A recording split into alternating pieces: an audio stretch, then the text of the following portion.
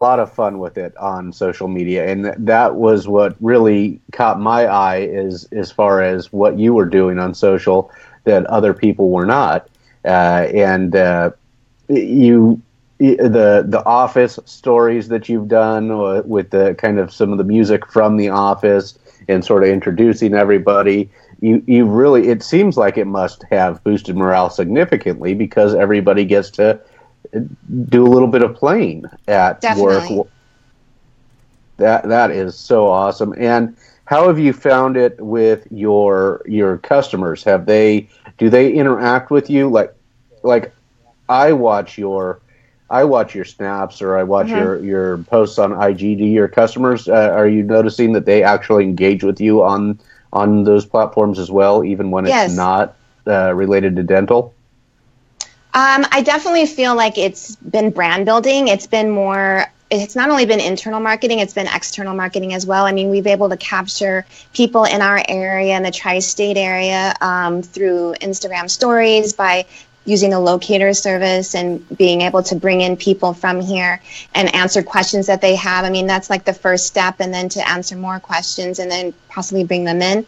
And then also internally, we've had a lot of people, patients, for Musically, it kind of goes to more of a younger demographic. And so we have children in our office. And so when you get featured on Musically and then it's your dentist, that becomes like a big deal. So when they're at school, they're telling their friends, my dentist is featured on Musically, you should follow her. And then it becomes like your calling card, your business card, as opposed to using paper form. Now my patients are using that to introduce me to other patients. So I think in that sense, it's been great to develop rapport with them, and it's also been a great referral tool for us. That's very cool to hear. And I have to ask, you've got one or two little ones? Yes, two. Two little ones. And how do they deal with having mom on these social media platforms all the time? Yeah, I think Musically has gotten me some kudos with them because their friends at school follow me now. So, I mean, I think in that sense, it's been good. But I will say you have to also keep in mind like how much time you spend on it, because I think it can get a bit time consuming with all the different platforms. And, you want to see like where you really can stand out on the different platforms to actually make a name for yourself and not spend more time than you think you should. So, yeah, it's been great, though. Yeah, it's really fun. I like watching what your kids are up to, and I guess the only other question that I would have that I haven't seen a lot of, have you thought about doing any sort of and maybe I've missed these, but have you ever thought about doing any sort of informative ones, or snaps or Instagram posts where you get the patient to give their approval? To show, their mouth while you're doing some sort of a procedure, or is that too boring as far as content? I think we've tried to, and that's a great question. Actually, we've tried to manage the fine line between things that maybe some people may not want to see, which are a little bit more grotesque, or things that are going to turn them off to dental services, and try to show them a funner side of what our office has to offer. But I think there's also other doctors who are in plastic surgery and dermatology who are doing really well showing those procedures on Instagram and Snapchat. So I think it's about managing both sides of it. And I think we have done a little bit of the before and after. We have shown a little bit of the procedures of our more aesthetic things like Botox and whitening, but we haven't really got into the other things yet. We're kind of just trying to see what the market really wants, and based on feedback have made decisions. Very cool. That's very cool. And Emily Martinez is with us on Facebook Live, and she says best dentist in North Bergen. So nice. Thanks, Emily. Very cool. Thank you, Emily, for being here. Thanks, Melissa Giambastiani, for being here. Thank you, Joe Wilson, for being here. Christian, do we have all three of us in screen now, or we should? All three of us should be up. Okay, so I'm just a little bit delayed here. Everybody, forgive me for that as I'm watching over on Facebook. Oh, good. Yeah, I only saw part of me at one point. Before we jump into any topics, we certainly want to let everybody know that this is a first for us as far as our first dentist, and and our first birthday celebration on Social Chatter. So happy birthday. Thank you. Thank you. So we're pretty excited about that. Do we have a slide for that, Christian? We actually do. That should be up. And I want to say, Chitra, thank you very much for, taking the, 45 minutes to 1 hour of your time tonight on your birthday to join us. We really appreciate that. That means a lot, actually. We wouldn't have it any other way. Yeah, it does. And so this morning I said, or last night or something, I said, we need to have something for the birthday. And this morning, Christian found it and sent me, did you go to your Twitter profile at all today, Chitra, and notice that they have there for you? Yeah, that's the only reason I have my birthday on Twitter. Okay. And Joe Wilson also says, happy birthday to you. Thanks, Joe. Yeah. So, by the way, Nick, I just want to tell everybody, this is the birthday feature is actually really cool on Twitter. It works on the desktop and it also works on mobile. And it works the same way, basically, if you go to the web browser, so you go to Twitter's web browser or twitter.com on the web browser, pull up somebody's profile. If it's their birthday, they'll actually show the balloons. It's not a one-time thing. They'll show it once, but then if you clear your cookies and go back, you'll see it again. Interesting. And when you told me about that this morning, I went to it on the web browser and found it there, so I didn't even do it on mobile. So that's cool. That's pretty good. So let's jump into some topics so that we don't keep Dr. Durgam all night, so she can go celebrate. I imagine celebrating for a dentist means eating a lot of candy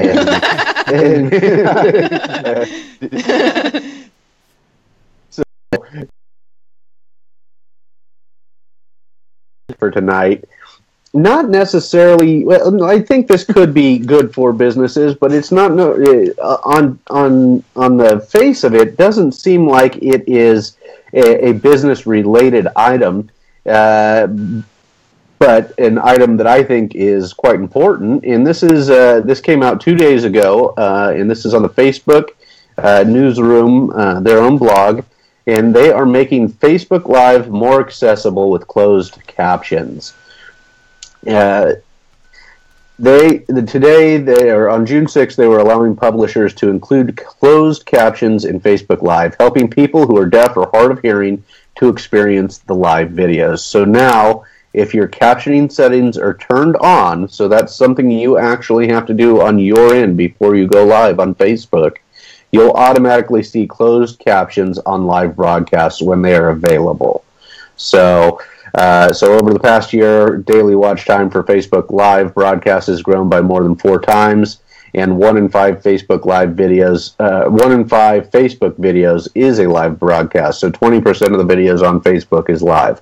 By enabling publishers to include closed captions with their live broadcasts, we hope more people can now participate in the exciting moments that unfold on live. I think this is big for 2 reasons, and I think that all of us who make videos on Facebook Live videos like we're making right now should go and turn our captions on for 2 reasons. Not just for the deaf and the hard of hearing, which I think is the primary reason that most businesses or publishers, anybody like that who does live video should have it on. I think that's something you just should do. But there's a second option here, which is I will watch live videos or I'll turn them on to support my friends even when I can't listen, and now I can see what they're saying. So if I'm in an area where I'm unable to listen to it, I may be able to see what they're saying if they've turned their captioning on. And Joe Wilson also mentions that this is the law. So there may not be digital laws yet for accessibility or ADA compliance, but I think this will one day be the case. And so I think this is an important move for Facebook. What are your thoughts on this, Chitra? Yeah, I think it's great. Also, it kind of solidifies where Facebook is trying to go right now in terms of, trying to compete with television and be a big part of, creating possibly movies and live videos. So I think it's a great step for them, and I think it's also shows kind of where they're going. I mean, Netflix Facebook, they seem to be starting to get part of the market that TV once had. And so it's interesting to see that. And also possibly in the future, seeing how, translating, different Facebook Live videos with foreign languages and how that works with the closed caption so that people can actually see a video that's in Italian or Japanese and see it possibly in English in closed caption would be a game changer for people that try to enter into the U.S. market that aren't already in it. I think that's accurate. I agree with those items. Christian, what are your thoughts on this? Oh, and Dr. Durgam, I have to alternate between Doctor and Chethra. It's just it's ingrained in me. If I could have you move slightly to the left, I think that'll put you more in the camera on the Facebook feed, just a smidge. Christian, what are your thoughts on this? So overall, I think that part of it was. I love the fact that Facebook is trying to be more accessible. I mean, that's one of the things they've been preaching pretty much for the longest time since they've really been doing things. Their goal is hey, they want to be more accessible, and accessibility doesn't just mean we want to be able to reach everyone because they want to have a connection to for people that might be in a country where they don't have a strong internet connection, but they also want to be accessible to other people as well. That as you mentioned, people that might be deaf or be hard of hearing. They want to make all these tools available to them as well. And so I love the fact that Facebook is, and you guys hear me say this a lot. I always say I love this, I love that. But you know what? I really do. I love the social aspect of all of this. But I like the fact that they're making everything more accessible. But I also like the fact if I'm a business, I want to make sure that I'm making my videos accessible as well because I'm playing off of Facebook here. Facebook makes this feature available, but I'm also playing off of them from a business perspective because I want to make sure my content is also accessible to people. And that could mean, in this case with Facebook, it's adding closed captions. It could mean if you're a business, making sure your website is, mobile friendly, mobile optimized, for instance, as well as having a desktop presence as well. Right. I agree. And I think this is important, if part of your audience out there is hard of hearing, I think then you might as well turn on this closed caption and guess what? You don't know if your audience through live video, unless they're telling you in the Facebook chat that they are hard of hearing, you're not going to know, but you may be losing people who may become a customer. Nicole Abood, one of our former guests, Nicole Abood and I did a webinar for lawyers not too long ago, where one of our audience members had asked, will there be closed captions available? And the webinar platform that we were using did not offer that.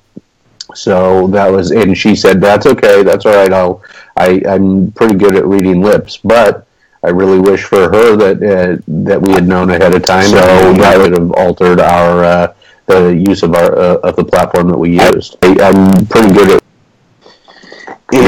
so next up, I really wish for her that. Is anybody getting feedback on my end? Hearing me multiple times that we would. Yes. Yes. A little bit, yeah. Okay. All right. We'll see what we can do to fix that. Okay. By the way, before you go into the next topic, Nick, I want to show people, like we talked about, making sure they change their settings, their video settings, for this whole captioning piece. And I want to show people how that's done. So what I have here pulled up is I've got the Facebook interface. And so what you want to do is you want to start in the top right-hand corner at the little triangle. You're going to click on this. We're going to go down to Settings, and then that's going to take you to this menu here. And what you're going to do here is you're going to go down to the video section, and we're going to go to Always Show Captions, and we're going to make sure we turn this on. So it might be on by default, but make sure it's on, and that's going to help have the auto caption feature turned on. So that's what you need to do on the desktop version of Facebook. Now, if you're in the mobile version of Facebook, it's actually a little bit different. You actually need to go to your mobile device. In this case, it's on iOS. You go to the settings menu, and there's an accessibility option. This is actually done through your mobile device settings versus the Facebook app. Okay. So you'll actually go to, let me get that pulled up for everybody, actually. And that one's actually a little bit different because they've really changed up kind of how it gets accessed. So let me get the actual steps for that one. So on iOS, You go to settings, and then what you do within the settings menu is we go down to, let me find it, because they also came out with iOS 11 this week, so let me get it real quick. And I'm not seeing any of these screens show up on Facebook Live, so we may, are you posting those yet? I haven't seen any of them. We may have to table this. There we go. So yeah, what we'll do is we go to the drop down on the desktop, we go down to settings, we go over to videos, and then we go to the always show caption section, and we click the drop down and turn that on. Okay. So that's going to be the first part. Now, if I'm on my iOS device, for example, what I need to do here is I need to go to setting. So for Facebook video settings, what you do basically is tap on settings on your mobile device, go to general, and I don't have a screen actually for this because my phone's it's not plugged in. Not the end of the world. There is a link to the captioning in the topic that we posted in the Facebook feed. There is a link in the Facebook post that will guide you through this as well. Yeah, basically what you do is what you have to do is instead of going through the Facebook side of things, you go through iOS devices settings, you go to the subtitles and captioning, and there's a closed caption plus SDH option, and you turn it on. And that basically is going to turn it on for Facebook Live video.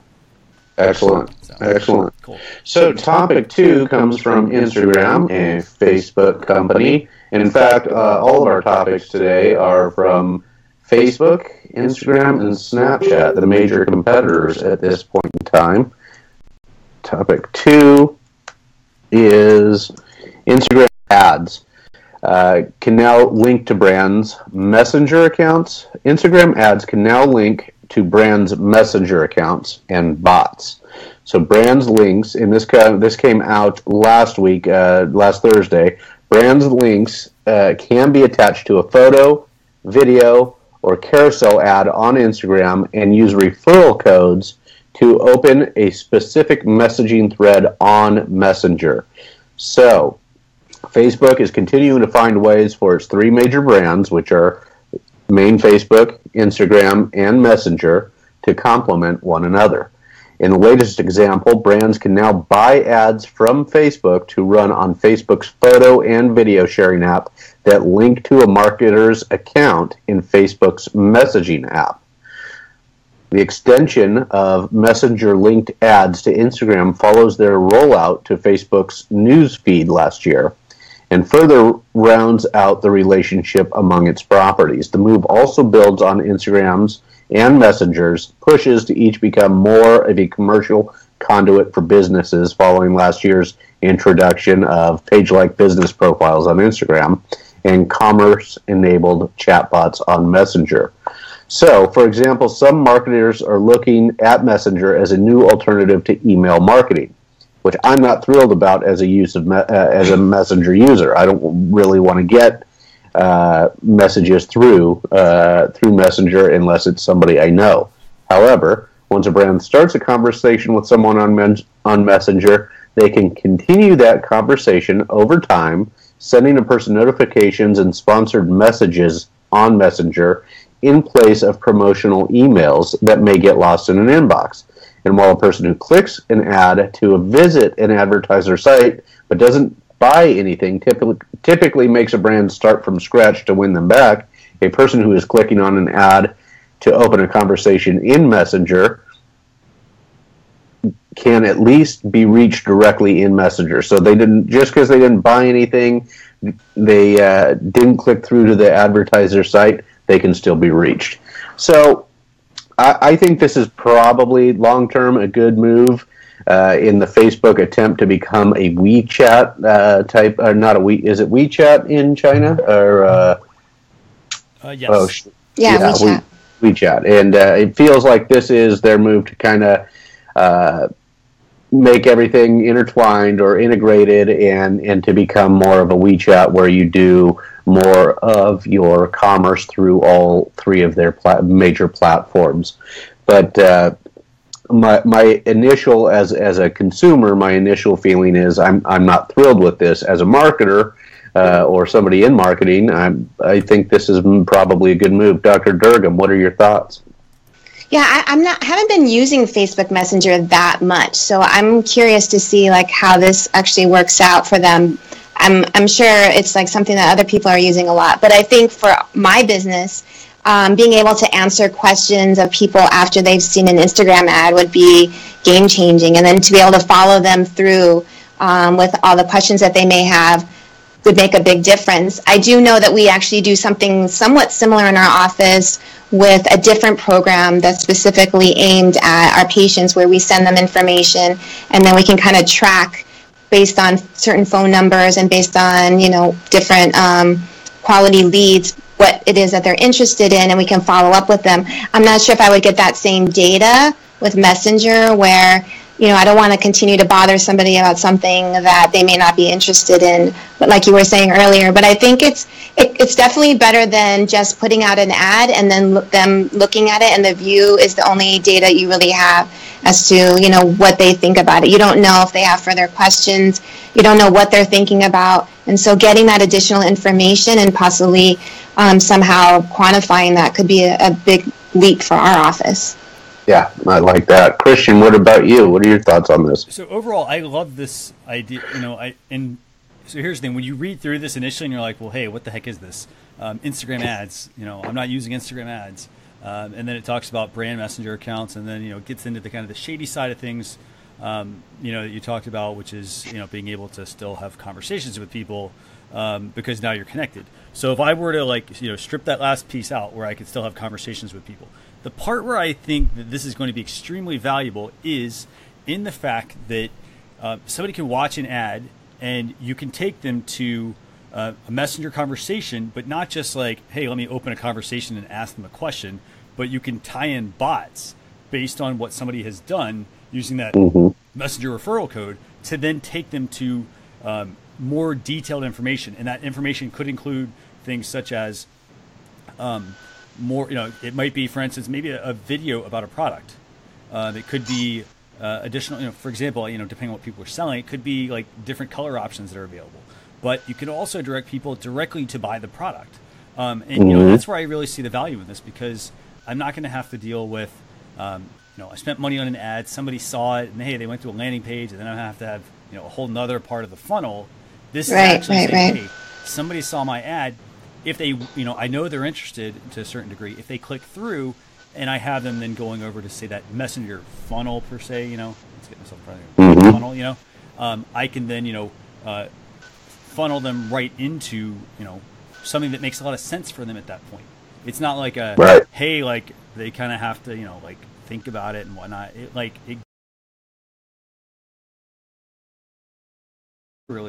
think it'll work fantastic for business.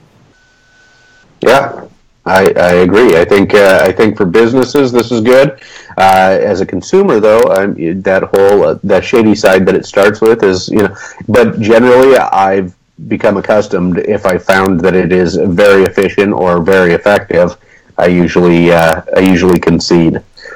So our next item up, and this came out of Forbes on June 5th, is Snapchat installs PayPal. And this came from Forbes, and they said essentially in question, planning mobile commerce feature. So all these platforms are really trying to find ways to increase business and get businesses to make money on their sites so that they'll spend money on their sites. So engineers building the popular Snapchat app have recently added the PayPal software development kit to both their iOS and Android apps, according to mobile intelligence service Mighty Signal. Curiously, we noticed Snap recently installed PayPal SDK, one of the most commonly used payment processing SDKs in both iOS and Android apps. And just today, of course, Apple announced person-to-person, on the same day, Apple had announced person-to-person payments through Messages, the iOS messaging app, at its worldwide developer conference. So Snapchat announced a similar feature called Snap Cash back in 2014, but the offering has not really caught fire. Interestingly enough, both Christian and I have used Snap Cash, and Joe Wilson and I in our audience have used Snap Cash, and it worked fine for both of us. So Also, there was a statement on here that Snapchat had acquired a company named Placed, an ad tech company that ties mobile advertising to offline in-store spend. And that's a pretty good purchase. It's unclear at this point what Snapchat might be planning, but I think you can get the idea. So what are your thoughts on this, Dr. Durgam, about PayPal? You think that's if Snapcash didn't really take on? Do you think more people are comfortable purchasing through the app if they see the PayPal sign on there, something a little bit more recognizable?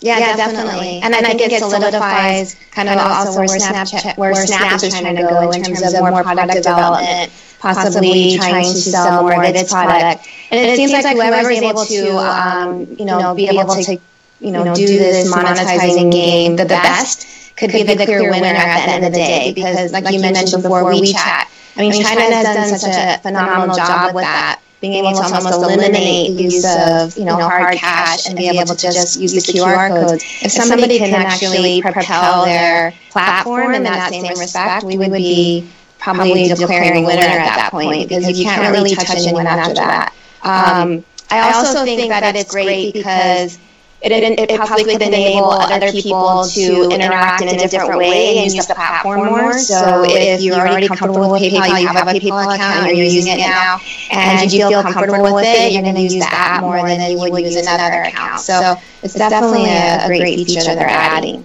Yeah. And I think people get a little bit frightful or fearful when it comes to using. I got to put my credit card in one more place, and I don't know how secure it is, and so they're pretty comfortable with PayPal. And maybe this is that. This will make them you send money or make purchases through Snapchat more willingly. Christian, what are your thoughts? So this is actually a really interesting thing. So I think overall that I'm not really sure why I'm not sure why Snapchat is really doing this. If I saw the PayPal logo, for example, I would probably, I would support it. But at the same time, if we look at any of the other platforms, if we look at Facebook, we look at Snapchat with Snapcash, what other ones am I forgetting here? You've got Square, you've got all these other, other services. The Apple Pay now through the instant messages, so you or iMessage options. And the one thing that I think really makes these unique, from a consumer standpoint, is that I don't have to pay fees to use these services. Mm-hmm. And now, so for example, for Snapchat to potentially add PayPal, I guess it'll get more people to use it. But I'm wondering if Snapchat's end goal is, kind of what Facebook does, which is, we borrow some features here and there. They kind of have to keep up with what Facebook is doing.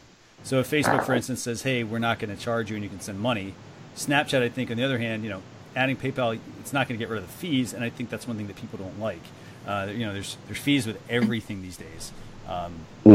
Credit card fees, PayPal fees. You want to list something on eBay, there's fees for all that sort of stuff. Just to even list the item that doesn't sell. So, so I think overall you've got, I think it's sort of questionable. But I think the part that, to me at least, was the most fascinating was this. There were a couple other options that were mentioned in this article, and they talked about how, is it going to be an enhancement for Snapcash? But then they also talked about, is it going to possibly be maybe a tie-in to Snapchat Spectacles, where people could scan something and pay, for instance, through the mobile, through Snapchat, for instance. Mm-hmm. I could kind of see it going that direction. Or the third option they mentioned, which was actually having an ad, which was a very neat option, which was having, an ad that was actually tied to Snapchat. It was a whole different kind of ad. So that's my thoughts on it. Yeah, they say at the bottom of that article, is Snapchat preparing to allow advertisers to sell products directly to users in their app? It would be similar to Pinterest buyable pins. Mm-hmm. This would be game-changing, offering users a way to buy goods in the app, advertisers a way to directly sell products to their audience, and Snap a way to generate more revenue. So if that's where they're headed, then I think that's a big move for them, and also could be a great move for the sellers out there. So let's talk about business, by the way, real quick with this. So if I were a business, let's just say we had, all these different options here. What do you all think, Chitra, we'll start with you. Like, what do you think is going to be like the most beneficial for a business if they want to, sell some products? Because, the name of the game, if you're in business, is to make money. What do you think, what do you think the best option might be? In terms of, you mean like PayPal and Snapcash, or? Like, for instance, if I were to try to generate revenue through Snapchat, would I want to have, a PayPal button and let people check out that way? Would I want to, tie in their Spectacles product? What do you think? Right. I think PayPal, to be honest with you, is the better option for most people because they're familiar with it. I know that there's also a lot of businesses that, don't even accept, smaller businesses that don't even accept certain credit cards because of the fees. Like you mentioned, it's difficult. I think most of the time, though, from what I've seen, like PayPal is more or less the better option, or using something where you're just scanning it and then you don't have to even do any transaction. Yeah, it's I don't, I'm with Christian as far as I think Chitra is right that the PayPal is the better option just because so many people are used to it. I'm with you, Christian, in the fact that I don't want to pay fees wherever I can avoid it. And when we use Snapcash, and Joe, I think, could also attest to this, there were no fees. I think there was a 24-hour wait until the money showed up in your account. But it hasn't taken off the way they wanted it to. In Venmo, I don't know if Venmo is. Are there fees in that? Venmo, I think they do have fees. Again, but it's typically depends on the way you're sending money. Right. Because you also, for instance, like if you start to get into banks, for instance, if you get into a lot of banks, they allow you to do, to send money if you're going from a bank to bank. Right. Transfer, they let you do that typically for free. Yeah. Well, it'll be interesting to see. They're all fighting for the same attention right now, aren't they? Right. That's really what it comes down to. That's the eyeballs per minute, I think, is what Joel Comm calls it, and I think that's a very, very good description of what they're trying to do. So if they can offer more services that keep people on their platform longer, where they can sell more ad space, that's really the goal. Chitra and I got to know each other through Snapchat, but you don't spend nearly as much time there anymore, Chitra. Was this just a time sensitive? Was it strictly because of I had to identify where I was going to spend my time, and as such, I'm going to spend my time on Instagram, or what was your reasoning there? So I actually decided I was going to create content on Snapchat. So I did some things with, like Bitmoji. I did other things with, The Office. I did some episodes with that. And then I decided I was going to do more documentation of my office life and my time with my kids on Instagram. But I think some of the things that I've noticed is that, when Instagram started getting a lot of followers, all the attention was going there. But if I were to try to DM someone on Instagram, it's going to be much harder to get their attention than if I were to try to talk to them on maybe Snapchat or Twitter. Because they're probably getting thousands of people contacting them on Instagram. But on the other platforms, there's not as much attention, so they get fewer messages and fewer DMs. So I think it's important my strategy is to try to maintain presence in all platforms in different ways, and try as best as possible not to repeat information, because I think that drives people away as well. But also to try to use my time effectively in terms of if I'm trying to gain followers, know which platform I'm going to go to gain followers. If I'm trying to get someone's attention through DMs, know which one that probably has less attention and go there. So if you're going to so you mentioned, you kind of put together a strategy. If you were a business, let's take a couple of cases. If I'm a business and I'm just getting started, what do you recommend that I do first? How long did it take you to put together that strategy? So I would first of all maybe take a little bit of a understanding of what my strengths are. Like, what am I good at? What do I like? So for instance, for myself, I really like music. I like comedy.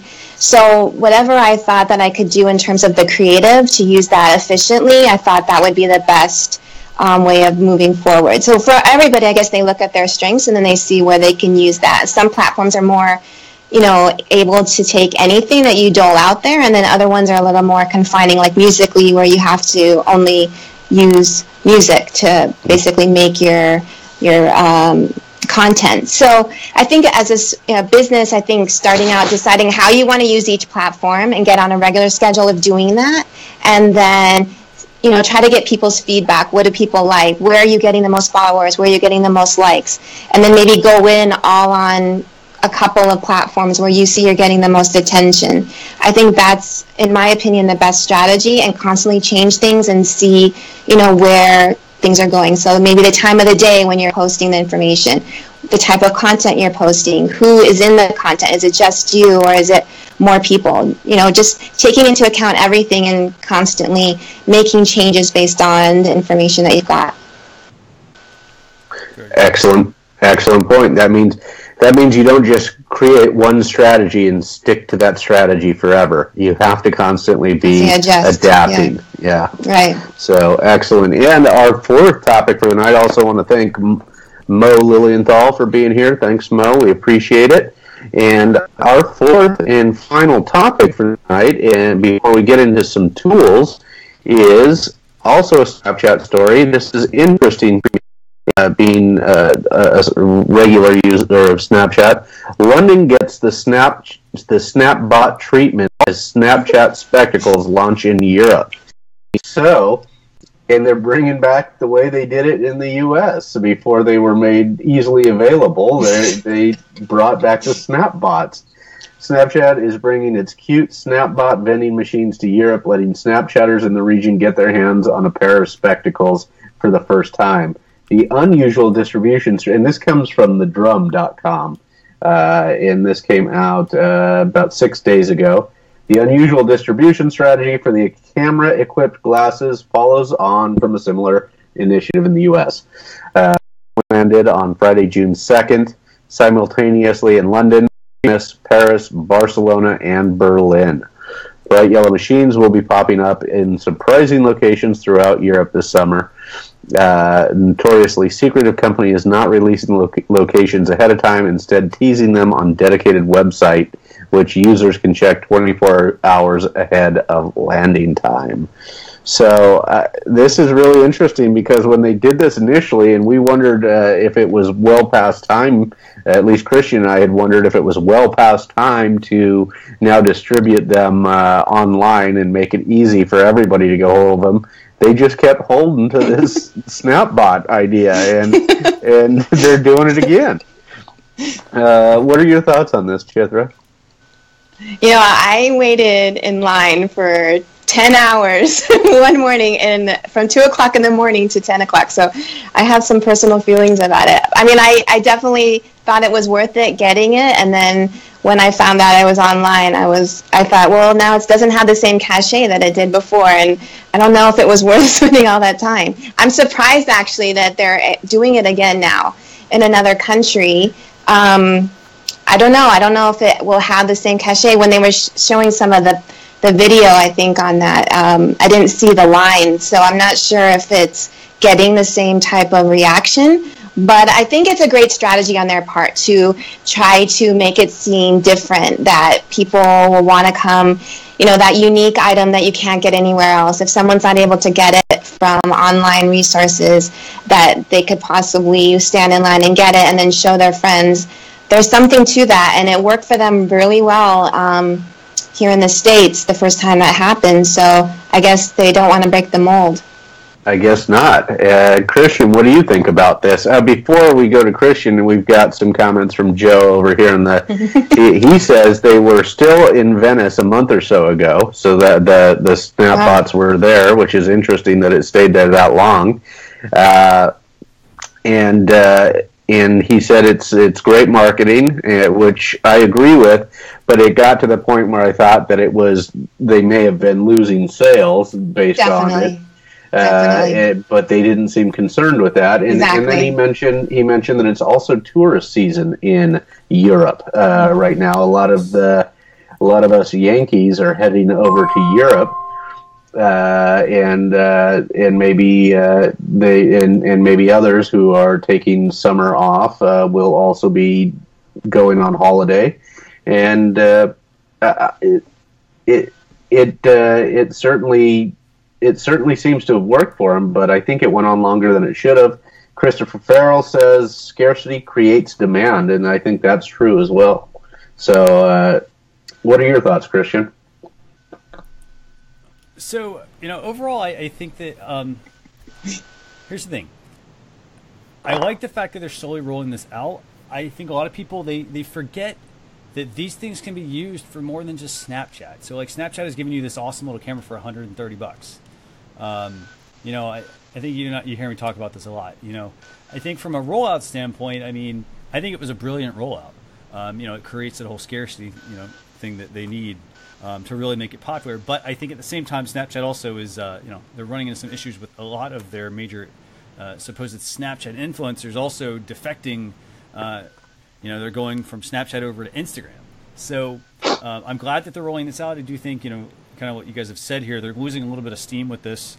But I also am wondering, we talked earlier about the whole the PayPal piece. Is that going to come to these spectacles, for instance? I'd love to have them, to have some functionality in that to make me want to use these more.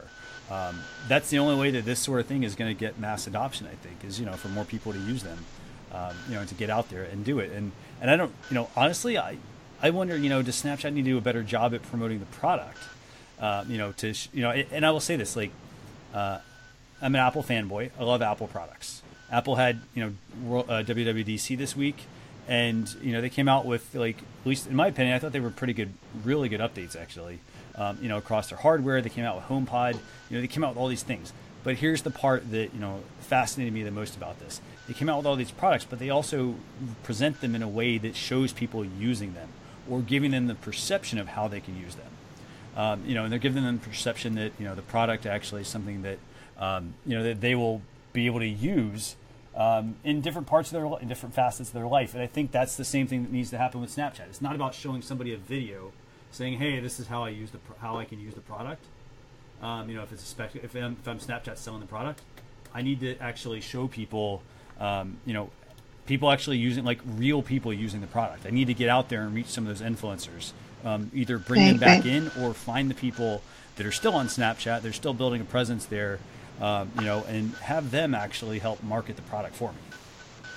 Yeah. Sorry for being a little long-winded there. No, it's a good point. I think it is scarcity, but I think they also need to show some.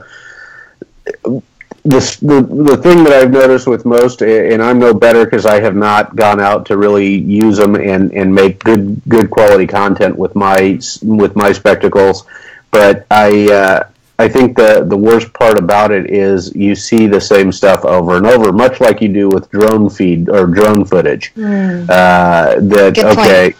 Let's start seeing somebody do something creative with it, and we're just missing that piece right now. There's some cool things that you can do with your spectacles. If I'm a business, let's just take some different perspectives here. So, Chitra, you're a dentist. You have a pair of spectacles, you said, right? Right. So we did a tour of the office. Okay. So that was actually pretty good, and we overlaid that and used it in Musical.ly. So we put music on it, and we were able to get some really good feedback on that. We did. I've had some colleagues use it to actually videotape surgical procedures, because they can just tap it. They can have the nurse just touch the button every 10 seconds, and then actually, essentially, photograph the whole surgery. Mm-hmm. We've had some great use in our office with it.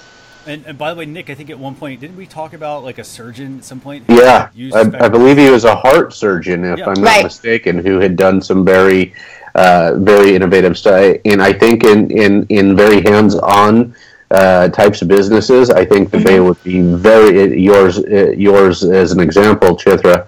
I think they'd be very good for how-tos, how-to videos and things like that, of that nature. In a business like mine, where I'm sitting behind two computer screens all day long, and clicking from one thing to the other, it's not going to be real riveting video. But I think in how-tos or in real hands-on types of environments, I think you can make some really, really cool content with these. You could do before and after, for instance. That could be a good one to do, if you're a dentist. Obviously with the patient's permission, but again, you actually can get closer with them. That's the other thing, is kind of testing these out, because it really is easy. You just hit a button, you record some video, it gets uploaded to your phone. Then it's up to you to tell your story using this tool. And, it could be, for instance, if it's before and after, it could just be, there's circular video. Right. You could put one there. You could then do like a wipe transition. So a wipe transition, we could go in a circle or whatever, or one side to the other. And then you could have the after part that comes up. Make sure, for instance, if you're using these, to really get the word out, you could also talk about, the product and say, hey, these were created with Snapchat Spectacles. Because I think that'll get people more interested in it. If I'm a retail business, what else can you guys think of? How could I do this? Like, what are some ways I could use this? You can show customer interactions. Sometimes people find that fun. I think Chocolate Johnny has done some interesting stuff with at the Chocolate Factory with the spectacles. I can't think of one example right now, but I think there are some retail stores that would be really, really fun. My cousins are in the liquor business, and I think I could have fun showing customer interactions and things like that in their store and in their type of facility. Mm-hmm. Christopher Farrell says, and Joanne Kroll has jumped in. Hi, Joanne. And Christopher Farrell says, they're a step toward VR and AR. Mm-hmm. And he thinks that's a long-term goal, and I think that is probably the most accurate. I think they are, and we've seen that Snapchat, much like Facebook, has included some filters or lenses. I'm going to confuse the two right now while I'm called on it, but filters or lenses that are more AR related, more augmented reality related, and I think that the spectacles will eventually include items like that. If they don't already. Going back to your liquor example, by the way, that I know you can't really like set up. I know you can't really advertise those types of brands necessarily on Facebook, but what you can also do maybe is here's an example. Like you could take some certain bottles and maybe you like actually show people, hey, this is this bottle, and actually kind of read, tell people what some of the ingredients are, for instance, or like go through kind of the label with people so they understand what certain things are. For instance, what's the alcohol percentage of alcohol content that's in here. If I'm, for instance, if I'm a dietitian, I could actually tell people, hey, here's how you read packaging labels. Just little, short little clips.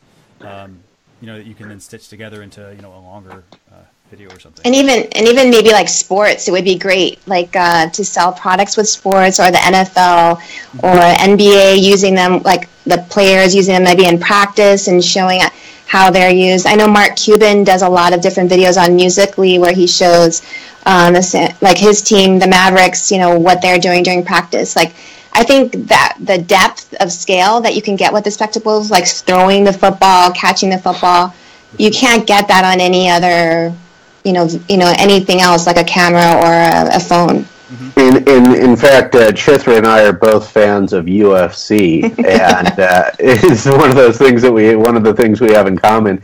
And I was thinking about this, Chithra. I was thinking about sports earlier, and I thought, it'd be really cool to put the spectacles on the ref during the fight. Mm-hmm. That would be crazy. Yeah, that would be awesome. Yeah, because here's the thing: you're not gonna like. That would actually be a pretty good idea, because you're not gonna put your social media manager in the octagon, right? right. Octagon, like they're gonna have to dodge a punch or something. Right. I think, and you can't put them on the fighters, because the spectacles aren't going to last very long. Right. And you're not going to put them around the cage, because you're going to have somebody somehow man them. Right. I think it could get some really cool things. I mean, going back to like your sports reference, Chithra, like I could see, for instance, with baseball, like this is a great way to show people, hey, here's how you grip the ball, a certain way to throw a split finger fastball, yeah. And that sort of thing. Nick, by the way, there's some ideas you could pass on, by the way. To my brother, yeah. I'll tell my little brother how he can start making content while he's pitching. But I could see some really cool things like that. I mean, that's a great like training material, like where you can create some cool training material. So, yeah. Anyway, we got about 5 minutes left, and we got 2 tools. We should probably wrap it up. Definitely. So let me get those tools put up for everybody. By the way, you can also go to, I did notice you could go to the spectacles.com site at the bottom when we bump over to these tools, but there is an option at the bottom to select which country you're in. And so I did see, like, for instance, the UK is listed here and some other countries. So I don't know if that'll actually let people get their hands on spectacles aside from just being in those locations that were mentioned for the Snapbots. So. Yeah, it'll be interesting to see if I do want to see how the lines turn out. That's that'll be fun to see. I will say, Chitra, I was also in line as well for them, and I got up really early. There were a handful of people in line. I spent a little bit of time. I was up in New York for that. I spent a little time in line. Got done, and it was like super early at that point. But I did give me time to play with them a lot because the line was a lot shorter than I anticipated. Oh, wow. So, okay, so let's talk about tools. So every week I try to find, a couple of tools that, you as a business owner can, leverage. These might be tools to help you create content faster. They might be ways to help you, in this case, generate some revenue this week. So the first tool I want to share with you, it's called Peep. And it's a way to make money with live video. Now, what this is, it's a little different than just say, hey, I'm going to run a Facebook Live video and I want to, generate revenue off of this. So the way that Peep works is you schedule basically a live show through their service. You set a pledge amount, and then you obviously promote your show. And then once you promote your show, fans actually pledge a certain amount of money through the web or in the app, and then at that point they get basically a custom show. So this is, again, this is another potential like revenue opportunity for you as a business owner, to kind of go beyond just creating, for instance, like a one-off show. For instance, like we do Social Chatter here, but Nick and I, we've been talking about some additional shows and some different options. Items for monetization, yeah. Exactly. So that's the app Peep, and this is a free app. You can download it from the App Store. It seems similar to Busker in a sense. Exactly. It seems to be Busker, but each one has different little. Maybe the stream is clear, or it's more sustainable stream. I know that when I've watched on Busker, I sometimes have to close out and then clear the app and come back in to try and find what I'm looking for, or to, so maybe it's more stable. So it's a possibility. I have not used it. In fact, when you told me about it, it was the first time I heard about it. Busker seems to be the one that most people that I know are using at this point, including our friend Joe Wilson, who does a couple of shows a week on Busker. Well, so here's a question about that one, actually. So you've got Busker, you've got Peep. So in this case, Peep is one where you have certain shows that are only accessible to people that make a pledge. With Busker, With Busker, though, I believe you're just supporting somebody during a show, right? During a show, yeah. So this is like gated live video content. Gated live video. Okay. Yes. All right. So it's a little different. A little bit, yeah. So that's the first tool I have for everybody this week. If you've tried this, would love to hear your thoughts on it. The second one is it's an app for helping you create some additional content, and this one is called Clippy, and it's not the little paper clip. So I'll tell you, if you go search for the word Clippy on Google, you're going to pull up the little paper clip icon that used to be there when you had Microsoft. What was it? Microsoft Word, I think. Yeah. Is that what they named? Is that what Microsoft named that little guy? They named it Clippy. Yes. That's almost as bad as Bodie McBoatface. that's pretty bad. So tell us about Clippy. So what Clippy is a way for you to generate animated GIFs or short video clips from any video that's on the web. You can also add text, emoji, or stickers actually to the top of your GIFs and your clips. But what's pretty neat about this, so for example, like what you could do is you could take a YouTube video, you could turn that into a short video, you can do that with Facebook, Instagram videos, ESPN, along with pretty much any other website that's out there. Now, here's how I would possibly use this. So for example, if I'm a business and let's use this live stream as an option. So if I've created this Facebook Live video and we're done with it. And we're going to save it. So here's the thing. I'm not going to take a 1 hour video and I'm not going to stick it up on, Twitter because it's not going to work there. I'm not going to put it up on Instagram because it's going to be too long. How do I quickly create a snippet from that? Clippy. So in this case, I like that. I think I might download this one. You know me, I'm not big on most tools, so. So that's how I would use it. And then I would also consider this. You also may want to take some highlights from your video. For instance, we could take a couple of highlights from this video and schedule those out as tweets on Twitter, and that way, we have these short clips that we have for people, or these GIFs that we have. Now, I like that. Another way, by the way, that you could use this is anybody who's in any sort of event, does any sort of events for their business. So, for example, it could be a big conference. You might want to use Clippy to pull out some of those parts of your video and create little snippets, whether it's an animated GIF, maybe it's like, for example, maybe it's you here. So maybe I'm like doing a live video or a live event, and I'm like, I'm doing something like cool, like, we're awesome, like, and I want to share that with the team, and I want my customers, for instance, to share this. I might want to create a GIF for them and publish that on our social media channels and encourage them to download it and reshare it with their audience. This way, I'm using my own content and giving that out to my customers and helping further the brand. Very cool. That is great. And Christian, I don't want to rush us here at the end, but it is Chitra's birthday, so we don't want to take up any more of her time. We really appreciate you being on, Chitra. Thank you so much for bringing your small business and professional services to us and your input on social media, because you are using it quite well. Please tell us where people can find you for our listeners. How do they find you on social media, or where do they find your company?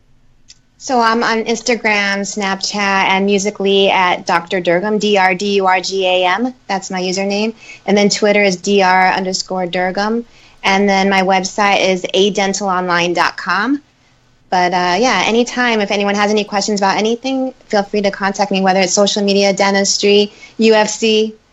I'm here. That's right. And it's adental.com? Yes. Excellent. All right. I'm sorry, adentalonline.com. adentalonline.com. All right. And Christian, will you go ahead and take us out so that we can wish her a happy birthday and let her go have some candy? Yes. So just a couple of quick notes for everybody. Next week, you can tune in at 9 p.m. Eastern Standard Time at facebook.com/social chefs. And we'll basically be back with another Facebook Live. We've got another exciting guest lined up for everyone. And for those of you who want to get on our email newsletter, we send out a blog post recap along with all the links to all the items we talk about. Simply go to socialchefs.com/subscribe. And lastly, if you want to connect with us, we're on all the social channels at Social Chefs. And our goal is, as Social Chefs, our goal is to help you as a business. We want to help you get more out of social. It's all about learning the fundamentals and seeing what others are doing and adapting your business so that you can grow it through this channel. These channels are really powerful, so you can reach a lot of people, a lot of potential customers, and then turn those leads into customers. So with that, Chitra, I want to just bring you back on real quick and just say a big happy birthday. Thank you. So we will. I'll let you go here. We appreciate having you on. And Nick, any last words? Just have a happy birthday, and we thank you, and we hope you'll come on again in the future. Thank you. You guys are very impressive how you put this together. I appreciate you having me on. Oh, thank you. Thank you. Have a great night. Happy birthday. Thanks. Thank you.